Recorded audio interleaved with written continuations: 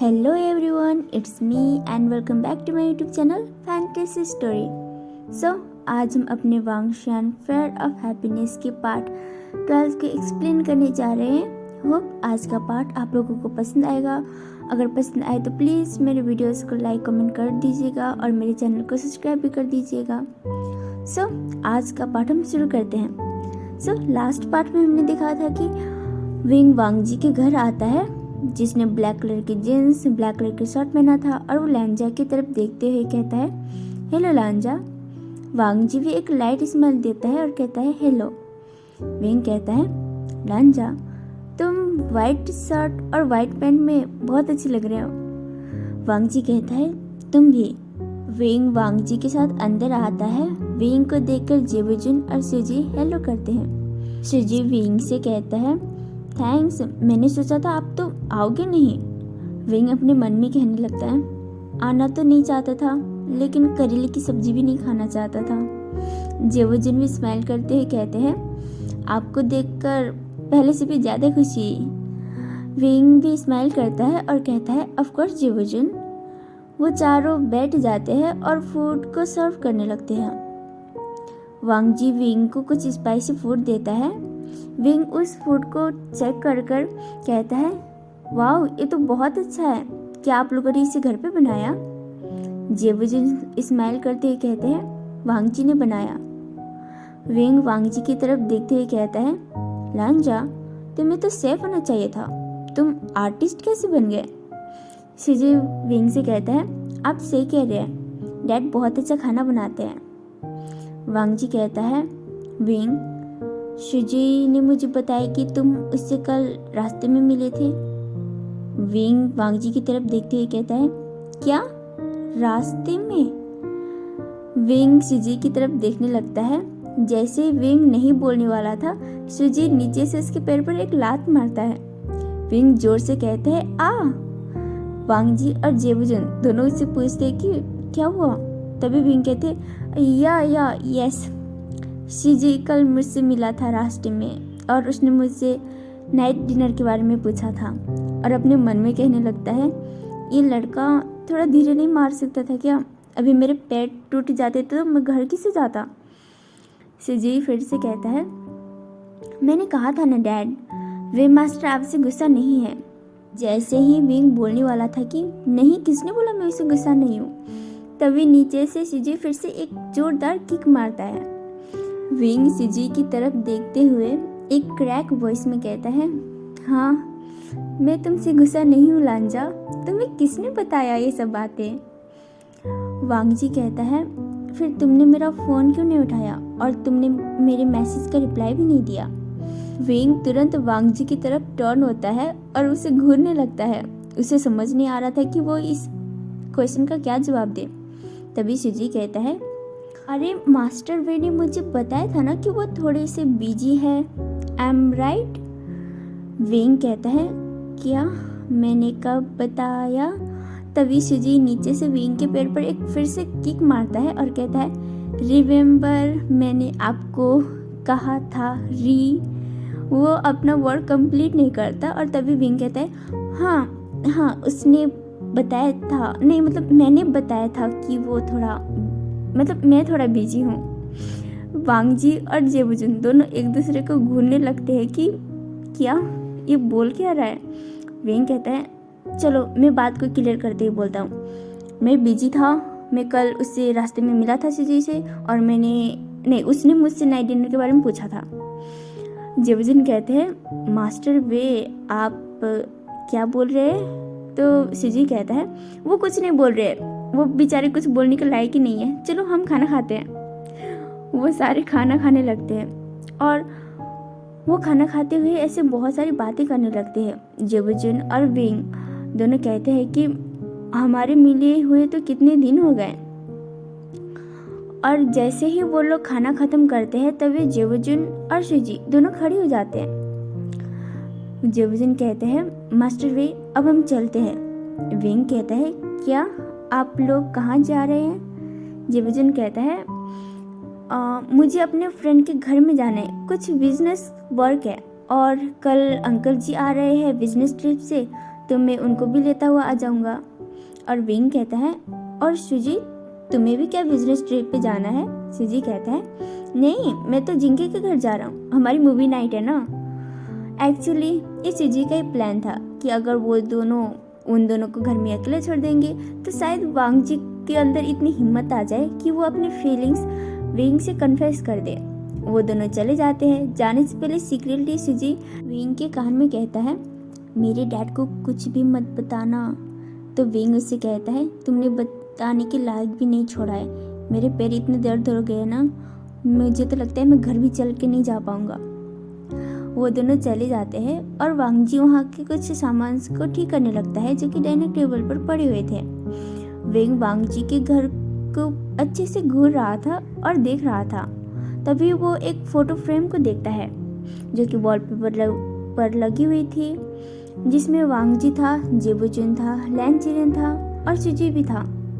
और उस फोटो में सुजी बहुत छोटा था, शायद वो तकरीबन 5-6 साल का था। वांग जी देखता है कि विंग कब से एक ही फोटो को देखे जा रहा है। वांग जी से कहता है, विंग वांग जी की तरफ देखते हुए कहता है, इसमें सुजी की मॉम क्यों नहीं है?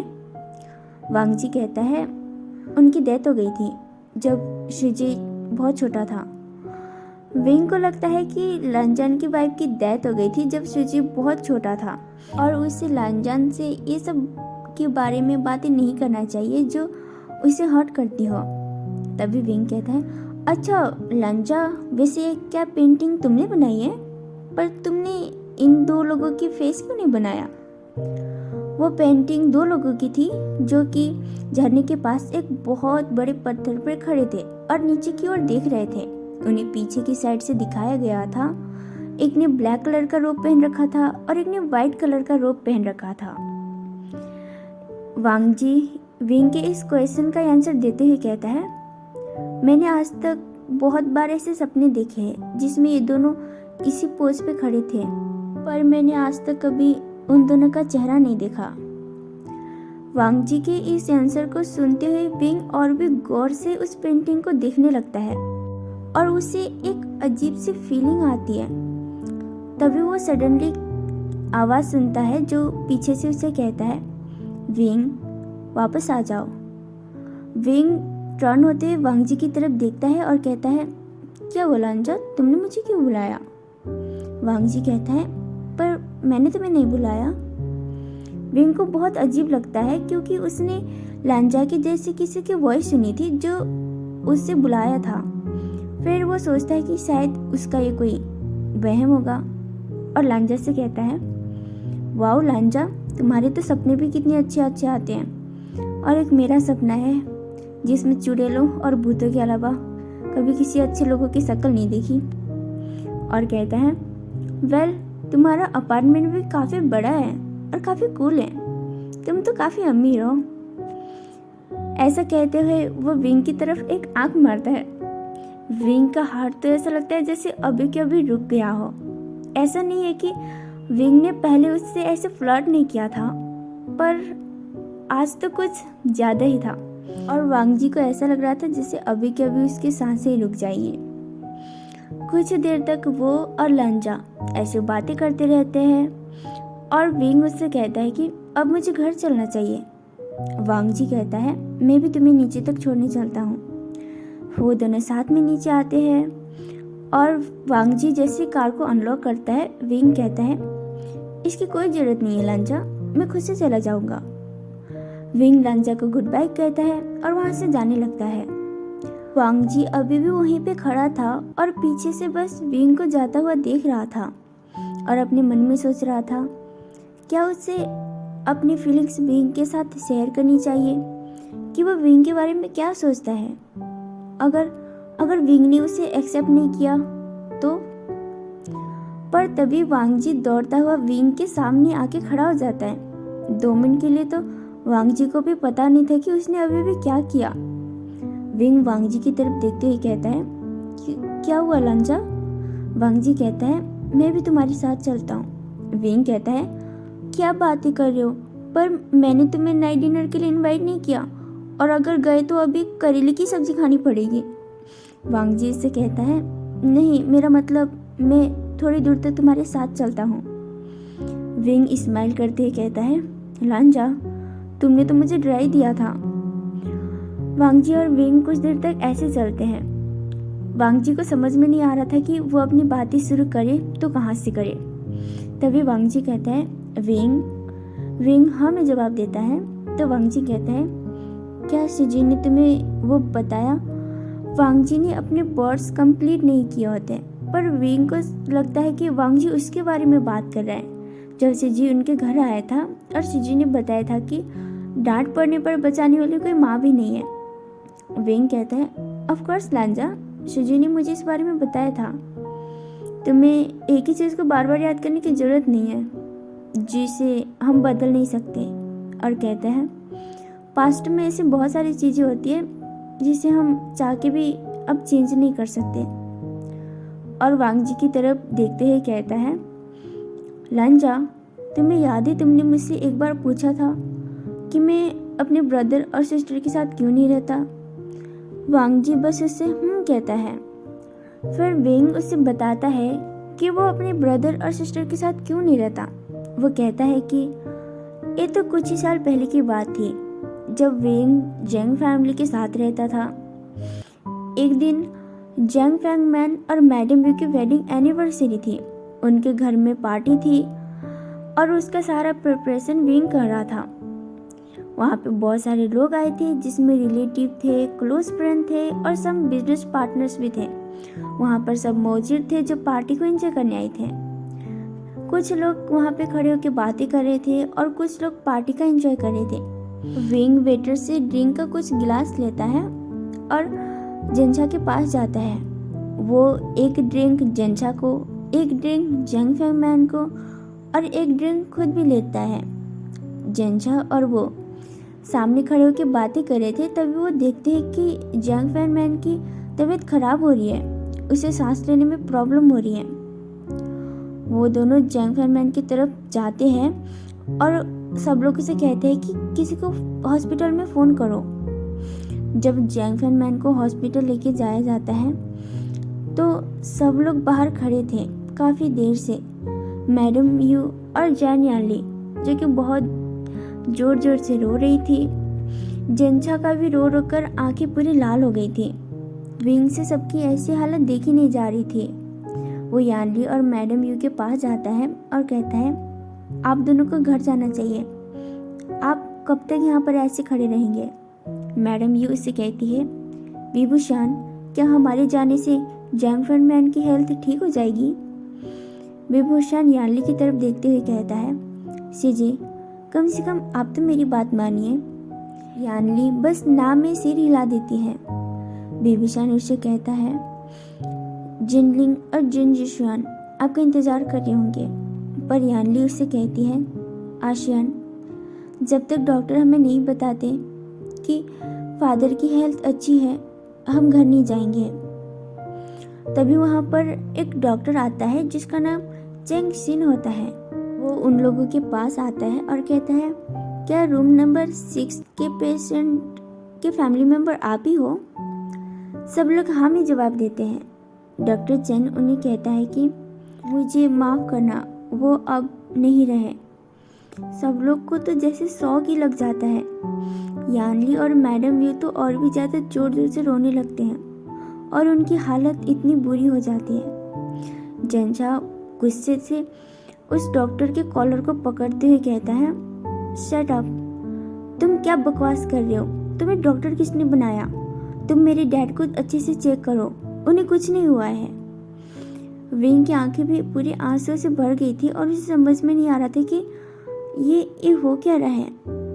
वो जेंचा का हाथ पकड़ते हुए कहता है, जेंचा, उसे छोड़ दो, क्या कर रहे हो? जेंचा विंग की तरफ देखते हुए कहता है, तुमने सुना ना उसने क्या बोला विभूषण? उसने बोला कि हमारे पिताजी नहीं रहे। मुझे पता है ऐसा कुछ नहीं है। विंग की आंखों से बस आंसू गिरते हैं। जेंचा उसे कहता है कि तुम क्यों रो रहे हो? माँ और सीजे भी रो रही है। मैंने बोला ना ऐसा कुछ नहीं है। विंग की आंखों से बस आंसू आ रहे थे और उसे समझ में नहीं आ रहा था कि वो जेंशा से क्या कहे। जिस हाथ से विंग ने जेंशा का हाथ पकड़ा था, जेंशा उसी हाथ को पकड़ता है और विंग को पुश करते हुए कहता है, मुझे दूर हो जाओ, तुम सब लोग मुझे झूठ बोल रहे हो। विंग जो कि वॉलपेपर से टकरा जाता है और जेंशा वहीं जमीन पर ही गिरकर जोर जोर से रोने लगता है। चेनजिंग उससे कहता है कि देखिए, जो सच था मैंने आप लोगों को बता दिया, मुझे आप लोगों को दुख पहुंचाने का कोई इरादा नहीं था। उनकी ड्रिंक वाइन में जहर था, उन्होंने काफ़ी ज़्यादा पी रखी थी, इसीलिए हम बचा नहीं पाए। ऐसा कहकर वो डॉक्टर यहाँ से चले जाते हैं। मैडम यू खड़ी हो जाती है और विंग को देखते हुए स्लोली उसकी तरफ बढ़ने लगती है। वो विंग के गाल पर एक जोरदार थप्पड़ मारती है और कहती है, ये सब तुम्हारी वजह से हुआ है, तुमने ही वो ड्रिंक जंग फैमैन को दिया था ना, हो सकता है तुमने ही उसमें जहर मिलाया हो। यानली कहती है, माँ आप ये क्या कर रहे हैं, आपको पता है आशियान ऐसा कुछ नहीं कर सकता।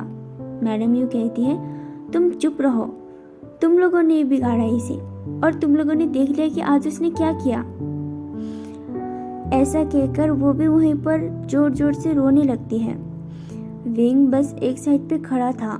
वो जंग फैनमैन और अपनी यादों को याद करते हुए उसके आंखों से आंसू रुक ही नहीं रहे थे।